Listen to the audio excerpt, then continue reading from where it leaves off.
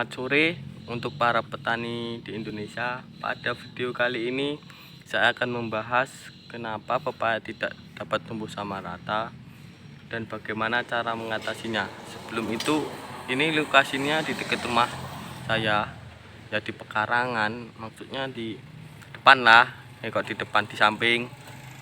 Ini sudah saya tanami pepaya itu sekitar bulan 11 2020, dan yang dapat besar cuma satu. Ada beberapa faktor yang mempengaruhi pertumbuhan pepaya. Yang pertama, jangan terlalu sering kena air hujan. Nah, kebetulan ini tuh air dari jalan turun ke sini, mengalir ke sini, dan akhirnya ya tetap di sini sampai mengering gitu loh. Untuk yang kedua, faktor tanah. Tanah juga sangat berpengaruh pada pertumbuhan pepaya ya. Saran saya, jika tanah terlalu kering atau keras gitu, perlu adanya siraman air dari sumur. Untuk siraman air dari sumur sendiri ini ya kalau bisa setiap sore itu loh. Dan untuk tanah merah sendiri, jika ingin menanam pepaya pada tanah merah ya harus ekstra perawatan. Untuk yang ketiga, pupuk dan air. Nah, tentu sudah jelas pupuk dan air sangat berpengaruh juga. Dulu pepaya yang satu ini sering saya kasih pupuk setiap 2 minggu sekali, alhasil dia besar sendiri. Yang itu teman-temannya pada kecil. Nah, untuk contoh, karena tempat saya ini banyak airnya, nah nggak banyak airnya sih ya, memang juga sih, karena ya dari jalan itu airnya mengalir ke sini. Nah, ini contoh kecilnya. Ya kalau sering terkena air hujan, batang yang bawah busuk ini tuh.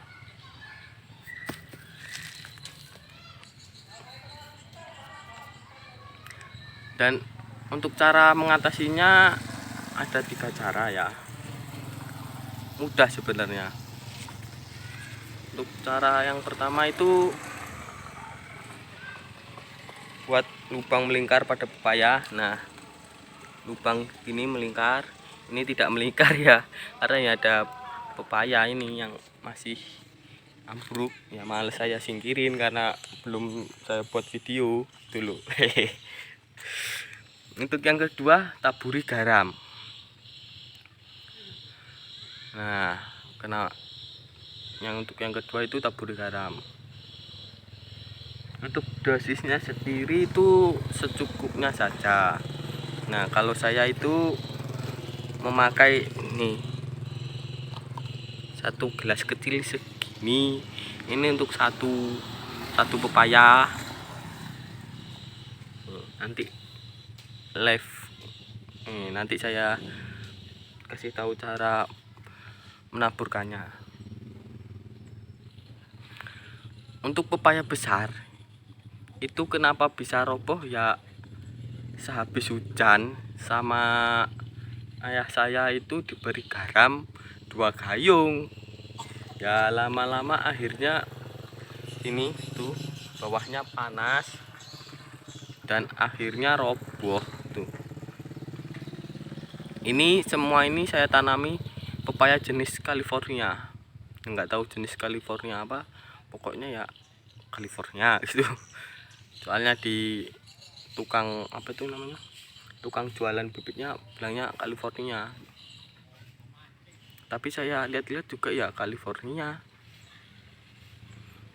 Nah, pasti ada yang bertanya, kenapa kok harus garam? Nah, jawabannya cukup simpel. Garam sendiri memiliki kandungan mikro, lupa saya jadian. Garam sendiri memiliki kandungan natrium dan klor yang dapat memberikan unsur mikro.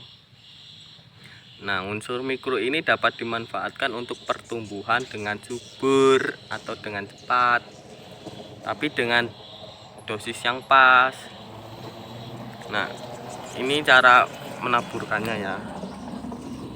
Ini ambil, tuh berantakan, waduh nggak kesuting tadi ngambilnya.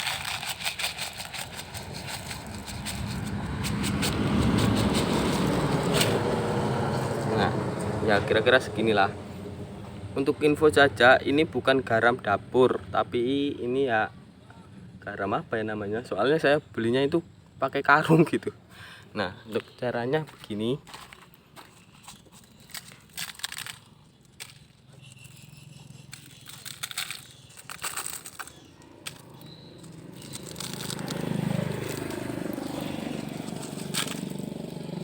Jangan terlalu dekat sama pohonnya ya, nanti bisa panas.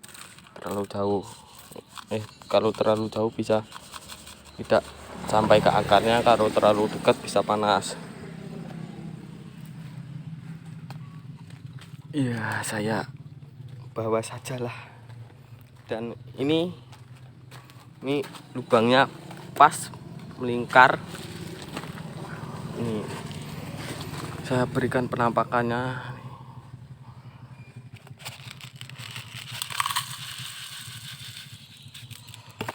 Nah, ini sisa segini nggak apa-apa lah. Nah, ini kita taburkan saja.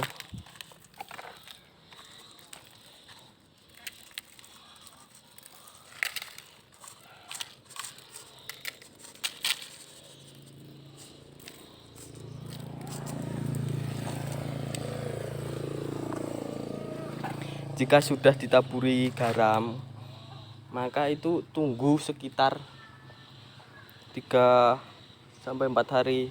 Ya enggak mesti harus 3-4 hari lah. Pokoknya kalau garamnya sudah agak habis gitu, sudah agak larut, kok agak garamnya sudah meresap ke tanah gitu loh. Dan setelah itu diberi pupuk. Nah, saya itu memakai pupuk kandang. Ya, taburi secukupnya saja seperti garam. Kalau saya nih ya, nah kira-kira 1 mangkok begini ya, tapi nggak pakai mangkok lah, pakai ember kecil yang buat ngaduk semen itu loh. Nah, untuk ini percobaan saya ini kemarin sudah saya beri garam dan juga sudah saya beri pupuk. Nih, kira-kira ada yang bertanya enggak, kenapa kok saya potong dan saya ikat pakai tali rapiah. Atasnya ini ditutup pakai plastik. Nah, saya itu kok kalau lagi sendiri itu kadang suka mikir, pepaya itu apa bisa bercabang gitu loh. Ya maksudnya itu 1 batang itu apa bisa bercabang banyak. Makanya saya potong. Dan nih, mana ya, kelihatan enggak? Waduh, ngeblur guys. Sudah enggak ini. Nah, ini tunasnya ini, aduh tangannya hitam guys, kukunya guys. Maklum tadi habis ngiketin kangkung. Nah, kembali lagi ya ke topik. Nah, ini tunasnya ini apa bisa bercabang. Nih tunas 1, tunas kedua nih. Duh, kok ngeblur toh. Nih. Nah, tunas nih. Nah, ini tunas kayak gini apa bisa bercabang. Kalau misalnya bercabang ya alhamdulillah. Satu pohon bisa bercabang sekitar 3 cabang ya alhamdulillah juga lah ya, udah bercabang terus buahnya lebat. Wah, panen raya.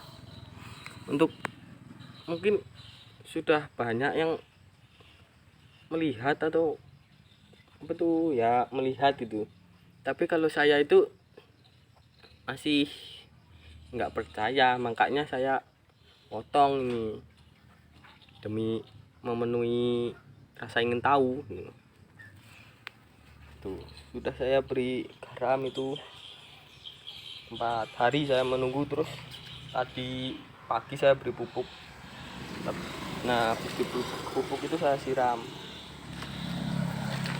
Kalau sudah diberi pupuk itu rajin-rajin disiram pakai air ya. Nah ini penampakannya.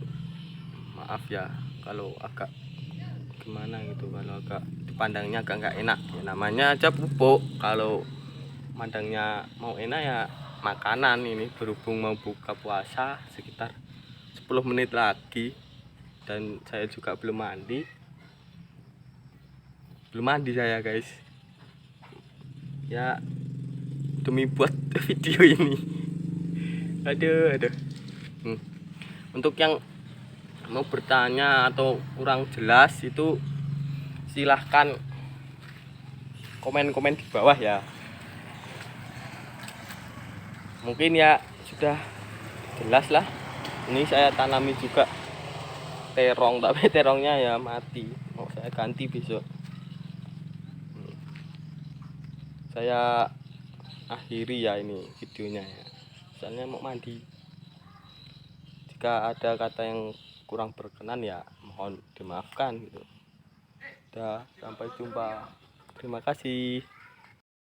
Oh iya, maaf saya lupa menambahkan, mungkin ada yang ragu dengan teknik saya, tapi sudah saya terapkan ini pada pepaya yang itu yang roboh ini, dan ya bisa lihat bisa lihat sendiri hasilnya tuh.